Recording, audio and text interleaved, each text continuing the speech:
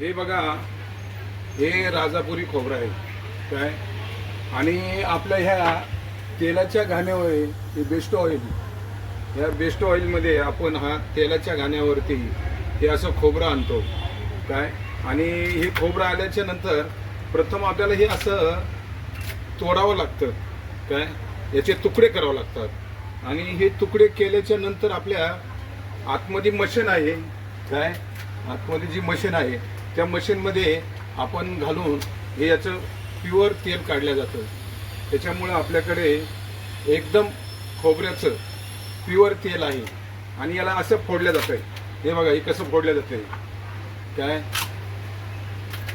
हे असं फोडलं जातं. आणि हे असं फोडलं तरच ते मशीनमध्ये चालतं. अख्खं खोबरं आपलं हे असं जर आपण जर टाकलं अख्खं खोबरं, तर हे खोबरं चालत नाही काय. याच्यासाठी त्याची तोडच करावं लागते. चला ओके. आणि आम्हाला सबस्क्राईब करा, लाईक करा, कमेंट करा आणि सांगा आमचं काय ते कसं आहे गाणं चालतो. थँक्स.